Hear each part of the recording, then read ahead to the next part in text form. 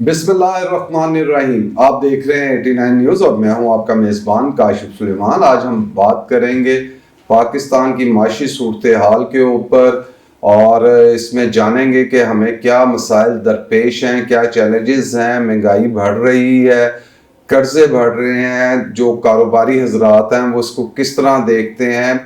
جو ہماری مہمان شخصیت ہے ان کا جو پیپر مارکیٹ ہے اس کے ساتھ بھی تعلق ہے، کاروبار ہے، چیمبر کے ساتھ ہے، چیمبر کی کیا صورتحال ہے، وہاں بھی کانفرنسیں ہو رہی ہیں، اس حوالے سے بھی ان سے جانیں گے، پیپر کے حوالے سے بھی جانیں گے کہ جس طرح اخبارات میں ہوں، کتابوں میں ہوں، یعنی پڑھنے کا رجحان کم ہو گیا ہے، تو کیا پیپر کی جو ڈیمانڈ ہے اس میں بھی کوئی کمی آئی ہے یا پیپر اسی طرح استعمال ہو رہا ہے۔ تو آج کی مہمان شخصیت کا تعارف کراتا چلوں، یہ ایگزیکٹو ممبر ہیں چیمبر کے، اس کے ساتھ یہ چیئرمین آل پاکستان پیپر مرچنٹ ایسوسی ایشن کے چیئرمین ہیں ملک عہد امین۔ ان سے جانتے ہیں کہ پہلے تو پاکستان کی جو معاشی صورتحال پہ تو بات کریں گے، کاروباری حضرات کے کیا حالات ہیں اس پہ بات کرتے ہیں۔ ملک صاحب خوش آمدید۔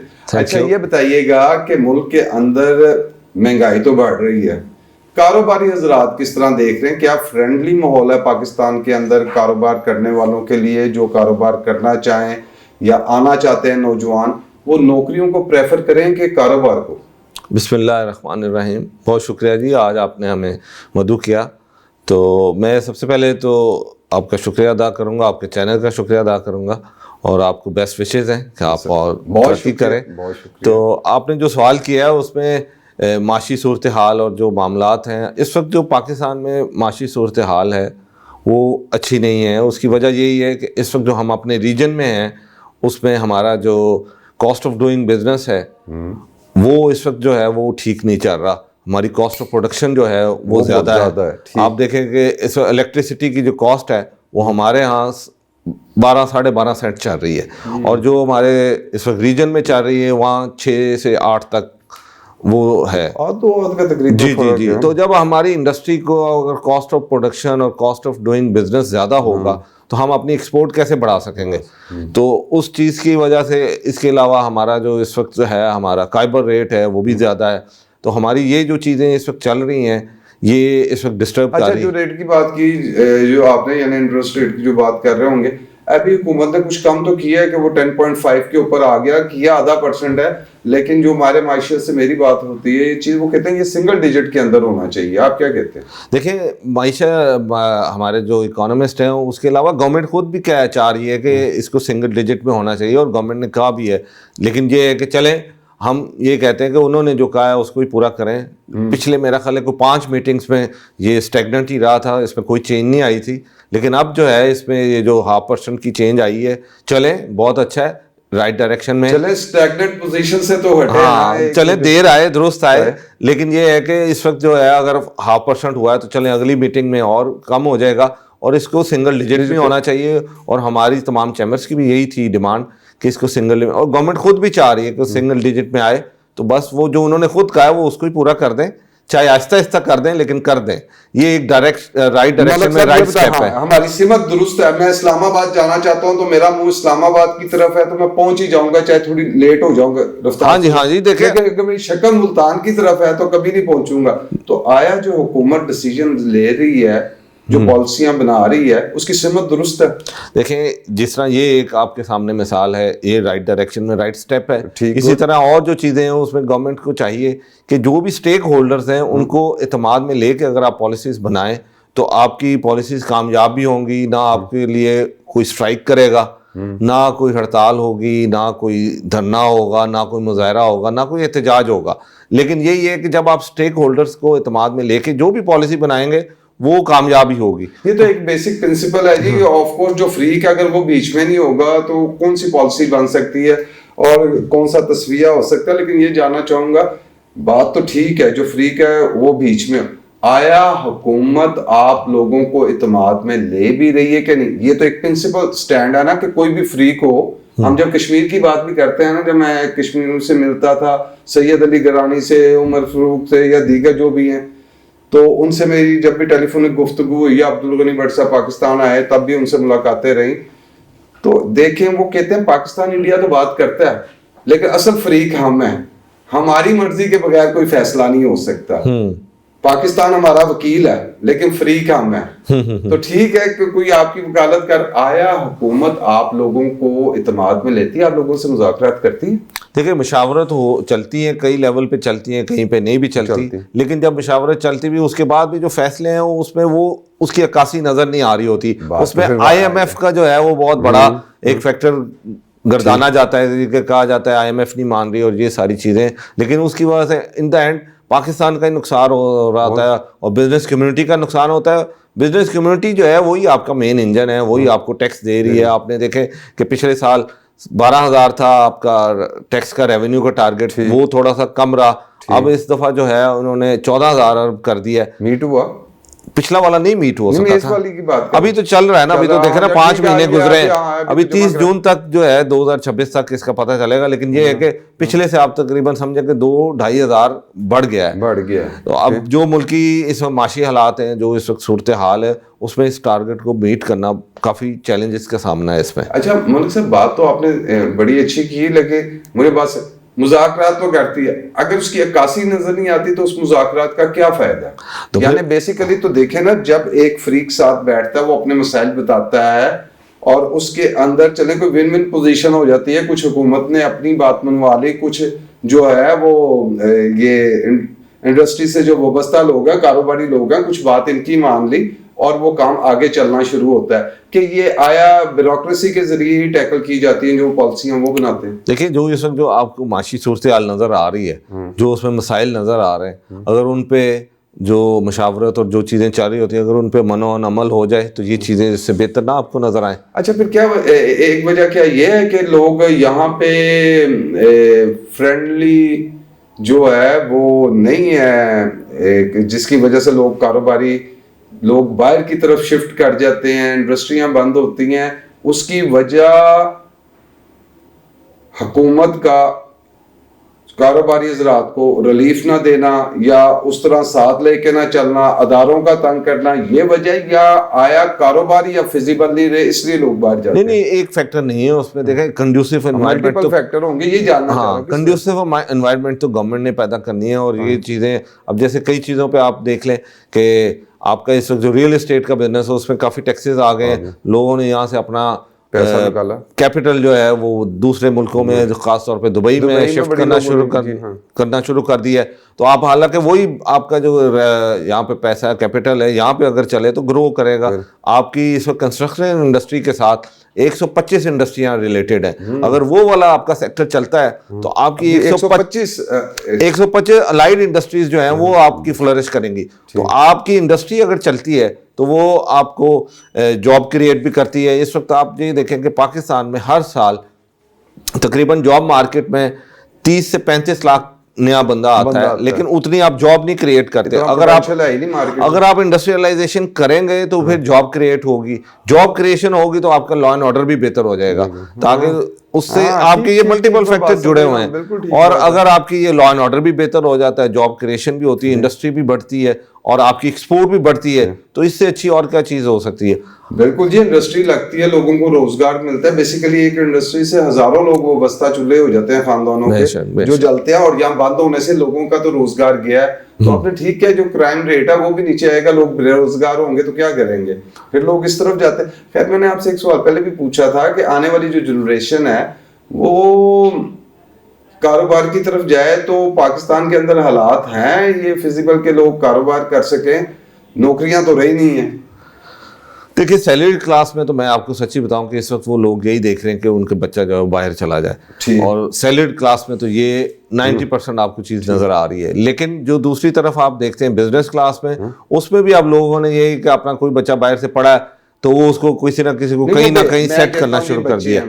آنا چاہتے ہیں کاروبار کریں, تو آیا کاروبار پاکستان میں کرنا اس وقت فیزیبل ہے کہ نہیں ہے؟ دیکھیں اس وقت اگر پاکستان میں ٹیکس آپ کا جو 50 to 60% پہ ٹیکس چارج کیا جا رہا ہے اور دبئی میں وہی 9% ہے, تو وہ کس طرح پھر پاسبل ہوگا کہ کنڈیوسو, میں بات کی تھی کنڈیوسو انوائرمنٹ کی, اس میں یہ ساری چیزیں شامل ہیں, آپ کے ادارے بھی شامل ہیں, آپ کا سارا جو ایٹماسفیئر اور ماحول کریٹ کرنا ہے وہ گورنمنٹ کا کام ہے, اور ہم فورن ڈائریکٹ انویسٹمنٹ کی بات کر رہے ہیں, جو ہمارا اس وقت جہاں پہ بزنس مین ہے اور انویسٹر ہے, اگر ہم اس کو تحفظ دے دیں تو ہماری باہر سے انویسٹمنٹ کی اتنی ضرورت ہی نہ رہے جتنا یہ یہاں سے پیسہ, یہ پیسہ جو باہر جا رہا ہے. آپ کی اس وقت جو ہے ایس او ایز ہیں, جو گورنمنٹ کی جو انٹرپرائز ہیں جو نقصان کر رہی ہیں, وہی تقریباً 700-800 ارب کا ہے پر ایئر.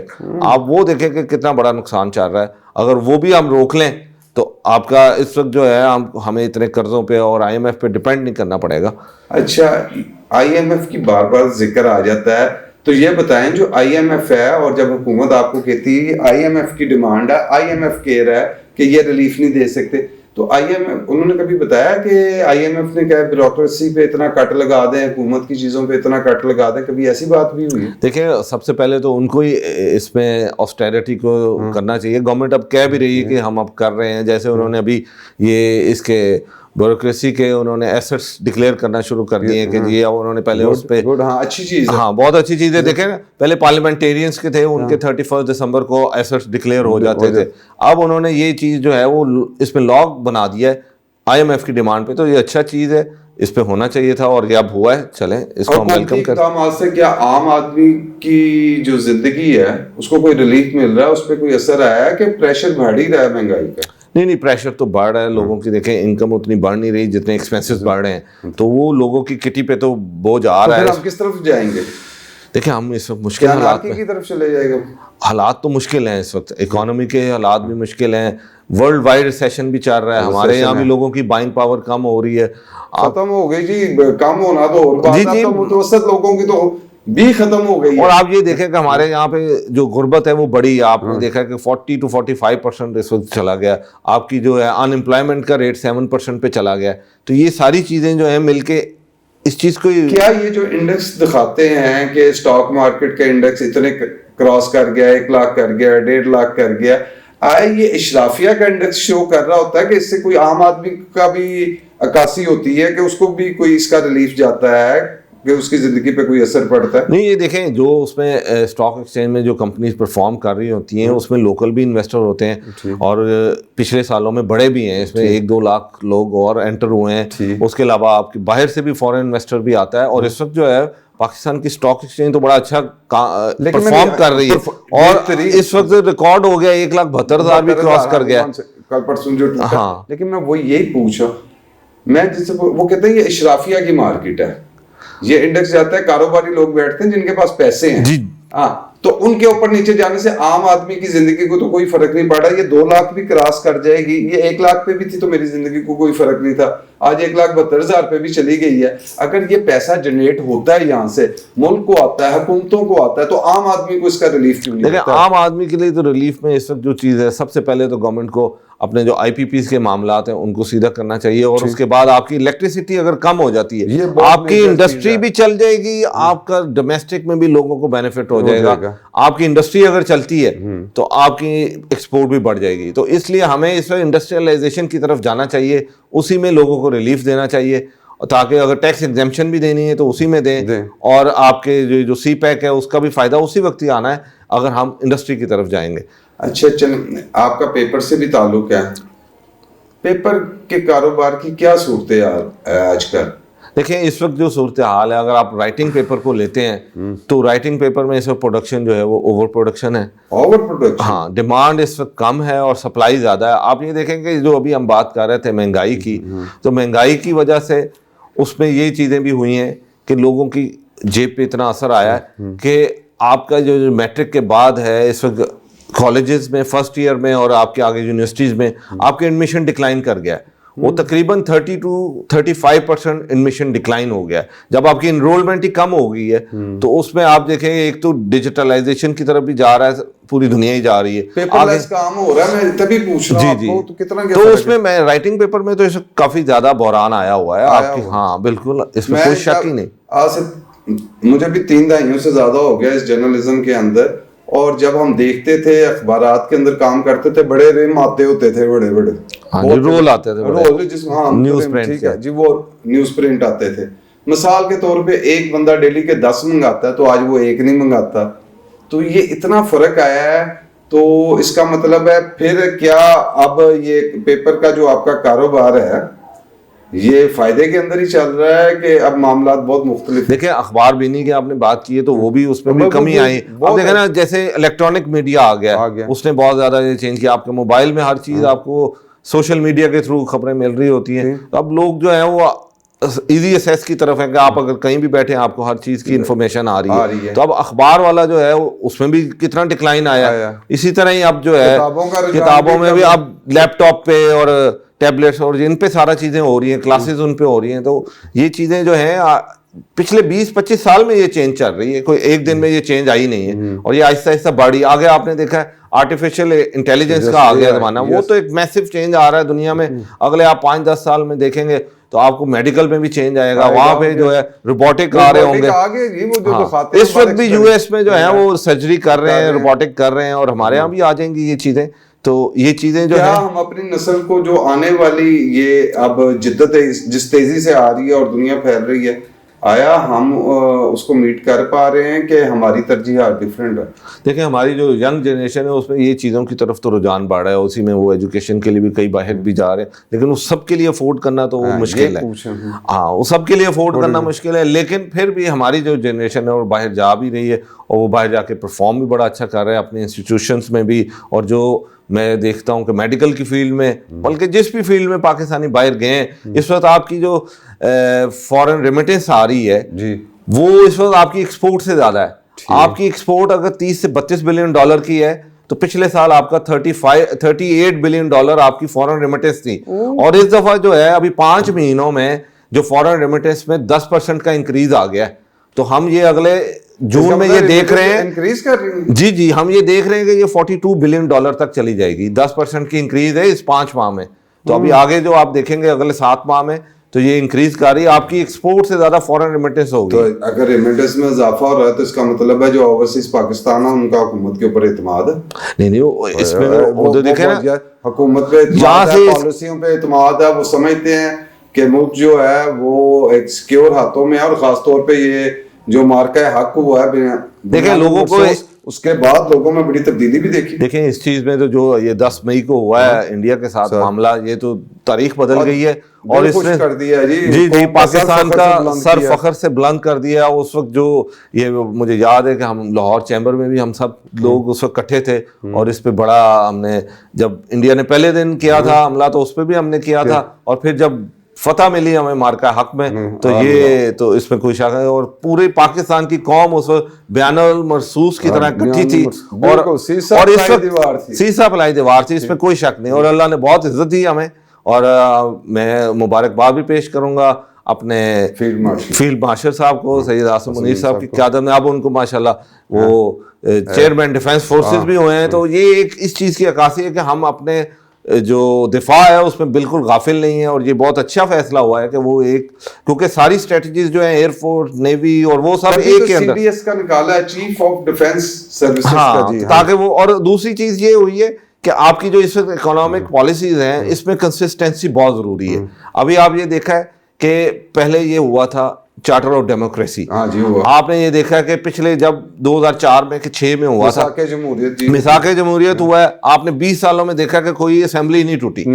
ہر اسمبلی نے جو ہے اپنی ٹرم پوری کی ہے, چاہے پرائم منسٹر بھی وہ چینج ہوئے لیکن وہ کانسٹیٹیوشنل پہ سارا معاملہ ہوا ہے. تو یہ اسی طرح ہی اب چارٹر آف اکانومی بھی ہونا چاہیے.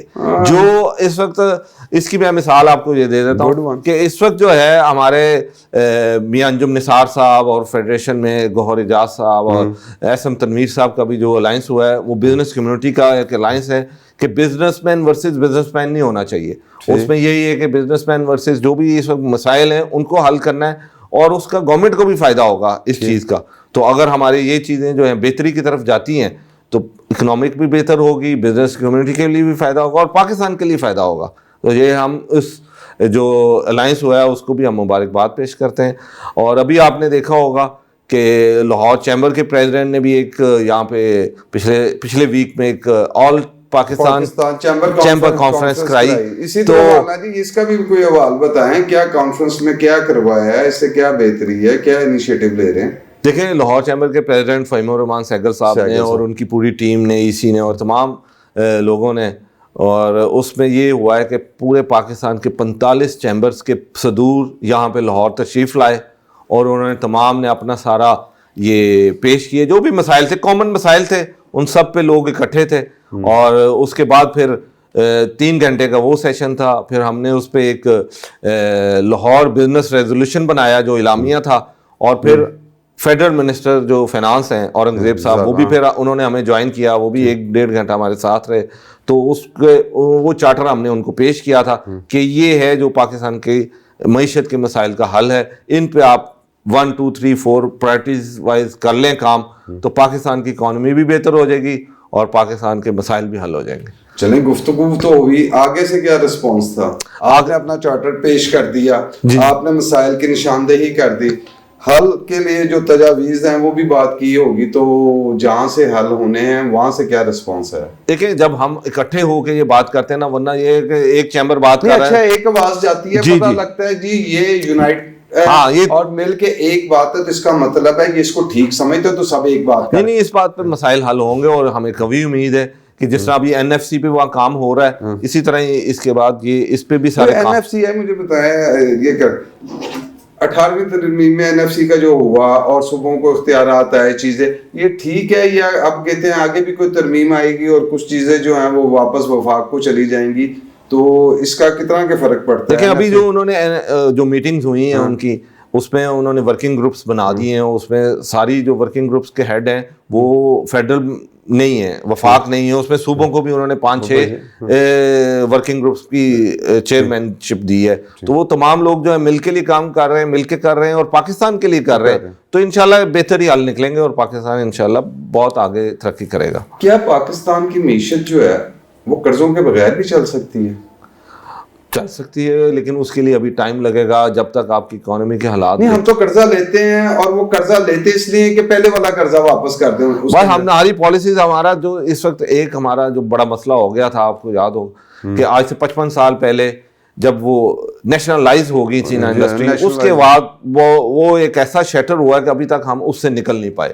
وہ اگر بھٹو صاحب کے دور کی بات کر رہے ہیں کہ انہوں نے نیشنلائز کر دی تھی انڈسٹریز کو، جو نیشنلائز کیا تھا. اب آپ دیکھیں کہ باقی دنیا میں ہمارے ماڈل کو ہی انہوں نے لیا، جو ہمارا 5 سالہ منصوبہ ہوتا تھا کوریا نے، اور وہ آج انڈسٹریلائزیشن میں کہاں پہنچ گیا، اور ہم لوگ ابھی اپنے ہی راستے سے پیچھے ہٹ گئے اور ہم لوگ کیا وجہ ہے یہ پیچھے ہٹنے کی؟ ایک تو یہ ہوگی کہ آپ نے کہا کہ وہ جو نیشنلائز کر لیں، ہم دیکھتے ہیں پڑھتے ہیں کہ ماضی میں آپ نے کوریا کا، چائنا ہو، ملیشیا ہو، مختلف ممالک یہاں ٹریننگ کے لیے آتے تھے، ہماری فیکٹریوں کے وزٹ کرتے تھے. کہیں میں نے کتابوں میں پڑھا، شاید میرا نام غلط ہو تو بیکو فیکٹری کے نام سے کوئی تھی، اور وہ پاکستان کی، وہ کہتے ہیں یہ جو آپ آج کے بل گیٹس سمجھتے ہیں یہ اس زمانے کے کھڑے تھے، اور یہاں سے آ کے لوگ ٹریننگیں لے کے گئے اور انہوں نے وہاں انڈسٹریز لگائیں، اور یہاں کے لوگ بیچارے باہر جا کے جو ہیں. جی اس میں کوئی شک نہیں، اس میں فارنرز جہاں پہ ٹریننگ لینے آتے تھے اور تمام لوگ یہاں سے سیکھ کے جاتے. لیکن یہ ہوا ایکسپورٹ بڑھانے میں کیا رکاوٹ ہے؟ میں ایک اور آپ کو ایک مثال پیش کر رہا ہوں. 1990 میں جب یہ نواز شریف صاحب کی گورنمنٹ آئی ہے، انہوں نے جو اس وقت پالیسیز دی اور گورنمنٹ جو اس وقت ہماری اکانومی کی پالیسیز بنی، اس میں آپ نے دیکھا ہوگا کہ 90 to 93 میں کافی چیزیں اوپر گئیں. اور اس وقت وہاں پہ تھے یہ منموہن سنگھ، وہ اس وقت فائنانس منسٹر تھے کانگریس کے. انہوں نے یہ وہ پالیسیز جو پاکستان نے وہ اس کو انہوں نے اڈاپٹ کیا، اور وہ جب ان کی حکومت رہی 10 سال اور وہ پرائم منسٹر بھی رہے، تو اس پالیسیز میں انڈیا نے بھی پھر اتنا ہی ترقی کی. لیکن وہی پالیسیز ہم اس پہ نہیں کنٹینیو رہے. میاں صاحب کے دور کے اندر جو ہم نے مختلف دیکھی، اور میں نے ایک تو ہمارے معاشیات کے جو ہیں اس میں ہمارے بڑے پاکستان کے 4-5 بیٹھے اور ایک سیمینار ہوا. پاکستان کی گروتھ میاں صاحب کے دور میں اوپر جاتے، GDP گروتھ تھا پتہ نہیں 6.5 کے قریب گیا کہ کیا غالباً. تو آپ نے 1990 کے دہائی کی بات کی، تو اسلامی جمہوری اتحاد تھا اس زمانے میں اور بنے، اور پالیسیاں اچھی. مختلف ادوار دیکھے، کس کے ادوار میں دیکھتے ہیں کہ کاروباری حضرات کے لیے جو پالیسیز ہیں وہ بہتر رہی؟ دیکھیں میاں صاحب کے دور میں ہمیشہ ہی وہ بزنس فرینڈلی ان کی پالیسیز ہوتی رہی ہیں، اس میں لوگوں کو ریلیف بھی ملتا رہا، امنیسٹی اسکیمز کا بھی ہوتا رہا، اور لوگوں کو سہولت دی جاتی تھی. پوری دنیا میں یہی ہوتا ہے کہ آپ نے انڈسٹری لگانی. اب بھی میں یہی کہوں گا کہ اگر آپ سہولت دینی ہے نا، آپ اسپیسیفک دیں کہ آپ نے انڈسٹری لگانی ہے، آپ اس کے لیے ان کو لینڈ سستی دیں. یہ جو آپ کے اس وقت انڈسٹریل ایریاز ہیں وہاں پہ لینڈ بہت مہنگی ہے، اس پہ کنٹرول ہونا چاہیے. اس میں لینڈ مافیا کا کوئی عمل دخل نہیں ہونا چاہیے. ٹرو بزنس مین اور انڈسٹریلسٹ کو وہ وہاں جگہ ملے اور ان کو بہت کم پرائز پہ ملے. باقی دنیا میں جو ہے اس وقت ایکسپورٹ کے لیے آپ کو 2 سینٹ پہ بجلی دی جا رہی ہے اور ہم ابھی 12.5 سینٹ پہ بیٹھے ہیں. دیکھیں جب آپ نے یہ کام کیسے مقابلہ کریں گے؟ دیکھیں اس میں مقابلہ نہیں ہو پا رہا نا, ہماری ایکسپورٹ نہیں. آپ ایک بتا رہے ہیں مجھے 2 سینٹ, دوسرا سینٹ بتا رہے ہیں 12.5. دیکھیں یہ میں دور کی بات نہیں کر رہا, یہ سینٹرل ایشین کنٹریز ہیں, وہ یہ آفرز دے رہی ہیں کہ ہمارے ملک میں آ کے انڈسٹری لگائیں اور ہم آپ کو یہ اتنے پہ بجلی دیں گے, ہمارا یہ جو انٹرسٹ ریٹ ہے وہ کم ہو, ہماری یہ جو چیزیں ہیں, یہ یعنی برآمدات بڑھانے کے لیے یہ چیزیں ضروری ہیں. انڈسٹریلائزیشن بہت ضروری ہے. سب سے پہلے دیکھیں ہماری اس میں ملک کی آبادی 25 کروڑ کی آبادی ہے اور اس میں 60% جو ہے ہمارے ینگ جنریشن ہے. تو آپ جو ہے ہم اس اپنا جو اس وقت ہماری اسٹرینتھ ہے ہم اس سے فائدہ اٹھا سکتے ہیں.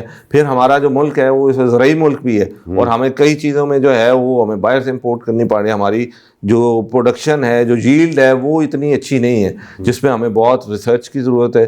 ہم اسی زمین سے اور زیادہ اس سے لے سکتے ہیں. کیا وجہ کہ ایک ہی زمین ادھر پنجاب کی ہے اور ساتھ ہی ہمسائے ملک کی ہے, لیکن کاشت میں بڑا فرق ہے, اس کی پیداوار میں بڑا فرق ہے, اس کی کیا وجہ؟ دیکھیں اس میں یہی میں آپ کو جو بتا رہا ہوں کہ جو ریسرچ ہے اس میں R&D کا بڑا فقدان ہے, وہ چیزیں ہونی چاہیے. پھر آپ کی جو بیج ہیں, جو آپ کی اور ساری چیزیں ہیں, وہ اگر آپ کی کاسٹ کم ہو جائے تو اس سے بھی آپ بہتر ہو سکتے ہیں. اگر آپ کاسٹ کم کریں گے تو اور ابھی گورنمنٹ نے ایک اچھا قدم کیا ہے, یہاں سے کوئی 1000-1500 لوگ گئے ہیں چائنا میں اسی چیز کے لیے, ٹریننگ کے لیے, اور وہ وہاں سے, اگر یہ گورنمنٹ کا ایک رائٹ سٹیپ ہے, ہم اس کو اپریشیٹ بھی کرتے ہیں. دیکھیں جو گورنمنٹ رائٹ سٹیپ لے گی ہم اس کے ساتھ کھڑے ہوں گے, لیکن جو چیزیں جس میں ڈائریکشن ٹھیک کرنے کی ضرورت ہے اس میں ہم ان کو بار بار بتاتے بھی رہیں گے. اور ہماری جتنی بھی ایسوسیشن اور چیمبرز ہیں یہ صرف یہی کام کر رہے ہیں کہ بزنس کمیونٹی کا فائدہ کیا جائے اور پاکستان کا فائدہ ہو. نہیں, یہ تو اچھی بات ہے کہ جو چیمبر کے لوگ ہیں بیسیکلی کام یہ ہے, تنقید کا مطلب تنقید نہیں ہوتی, آپ کسی کو اچھا مشورہ دیتے ہیں, مشورہ بھی امانت ہوتا ہے, اچھا دینا چاہیے. جی بالکل بالکل. آخری سوال میں یہ بتا دیں, آئندہ 1-2 سالوں کے اندر کہاں دیکھ رہے ہیں پاکستانی معیشت کو؟ ہم دوبارہ IMF کے پاس ہوں گے, قرضوں میں ہی ہوں گے, کہ کوئی بہتری کی طرف آپ کو امید نظر آتی ہے؟ دیکھیں یہ جس طرح ابھی ہمارا جو 10 مئی کا ہوا ہے انڈیا کے ساتھ معاملہ, اس کے بعد سے جو ہے ملک میں ایک پالیسیز کی کنٹینیوٹی آ رہی ہے, لوگوں کو ٹرسٹ آ رہا ہے کہ جو بھی اب یہ پالیسیز بنیں گی یہ دیر پا ہوں گی. اور جو میں چارٹر آف اکانومی کی بات کر رہا تھا, چائنا نے کیسے ترقی کی ہے, وہاں پہ آپ نے دیکھا ہے کہ جو بھی پالیسیز بنتے ہیں 20 سال 25 سال, وہاں پہ اس چیز کا چلیں گی نا, لوگوں کو پتا ہو میرے اگلے یہ اگر انویسٹمنٹ میں پیسے لگانے لگا ہوں, کل پتا لگے دوسری حکومت ہے اس کو بند کر دے گی میرا. آج آپ کہتے ہیں CNG اسٹیشن لگائیں, CNG اسٹیشن لگائیں, کمپنی فٹڈ گاڑیاں آ جاتی ہیں وہ بند ہو جاتے ہیں. آج کہتے تھے سولر لگائیں, آپ کہتے ہیں سولر بند. اسی لیے تو کہہ رہا ہوں کہ چارٹر آف اکانومی ہونا چاہیے, اس میں تمام آپ کی بزنس کمیونٹی بھی ہے اور آپ کی جو پولیٹیکل پارٹیز ہیں وہ بھی شامل ہوں, تاکہ ہماری جو پالیسیز ہیں آگے آنے والے 20-25 سال کی ہوں, اور اس سے آپ کی اکانومی آپ دیکھیں کہ جو بھی بندہ آج انویسٹ کر رہا ہے, انڈسٹری لگا رہا ہے, تو اگر ہم کنڈیوسو انوائرمنٹ دیں گے تو جو باہر کیپٹل جا رہا ہے وہ بھی رکے گا, اور یہاں انڈسٹری لگے گی تو پاکستان کی ترقی ہے. اچھا, آپ نے مجھے ریمیٹنس کتنی بتائی تھی آنے لگ گئی ہیں باہر سے, اس میں 10% اضافہ ہوا ہے. پچھلے سال $38 بلین آیا اور اب یہ جو 5 ماہ میں 10% انکریز آ گیا اس میں 5 ماہ میں. اور آپ اگر یہ اس کو 12 ماہ تک جاتے ہیں تو یہ تقریباً $42 بلین تک چلا جائے گا. تو 10% انکریز آ رہا ہے. اور ہم یہاں سے جو اس وقت جو لوگ جا بھی رہے ہیں, اگر ہمارا کوئی لوگ کیپٹل جا رہا ہے, ہیومن کیپٹل جا رہا ہے, تو وہ بھی لوگ اگر جا رہے ہیں تو وہ یہاں وہ ریمیٹنس بھی بڑھ رہی ہیں بالکل. لیکن ایکسپورٹ بڑھے تو وہ اور اس سے اچھی اور کوئی بات نہیں ہو سکتی. ملک آدمین صاحب بہت شکریہ, آپ نے وقت دیا. ناظرین, آپ نے ہمارے مہمان کی گفتگو سنی, بڑی اچھی تجاویز انہوں نے جہاں پیش کی. تو ون لائنر میں بات کو ختم کرتا ہوں. انہوں نے کہا کہ چارٹر آف ڈیموکریسی کی طرح اب چارٹر آف اکانومی بڑا ضروری ہے. آپ چاہتے ہیں کہ کیونکہ معیشت جو ہے وہ کسی بھی ملک کی ریڑھ کی ہڈی ہے, اور اکثر یہاں لوگ آتے ہیں اور وہ ایک جملہ بہت کہتے ہیں کہ آج جو بھی کاروباری حضرات جو آج کل کاروبار کر رہے ہیں وہ کاروبار نہیں جہاد کر رہے ہیں, کہ وہ اس مشکل حالات کے اندر بھی لوگوں کے لیے روزگار جو ہیں وہ فراہم کر رہے ہیں. تو حکومت کو چاہیے کہ ان کو ریلیف دیں, اور جب آپس میں بیٹھیں تو جو جائز مطالبات ہیں ان کو سنا جانا چاہیے. اور جہاں حکومت کے جائز مطالبات ہیں کہ جس طرح وہ ٹیکس کلیکشن پہ اکثر بات ہوتی ہے کہ جہاں ایک دکان کو جو دینا چاہیے وہ مارکیٹ سے اکٹھا ہوتا ہے، تو یہ دونوں طرف بیٹھ کے بات کی جائے اور ملک کی معیشت کو اس قابل بنایا جائے کہ IMF سے ہماری جان چھوٹ جائے اور یہ ملک اور یہاں کے لوگ جو ہیں وہ اپنے پاؤں پہ کھڑے ہو سکیں، جس کی وجہ سے جہاں غریب ہیں ان کو بھی روزگار کے مواقع ملیں۔ اس کے ساتھ ہی اپنے میزبان کاشف سلیمان کو اجازت دیجیے۔ اللہ حافظ۔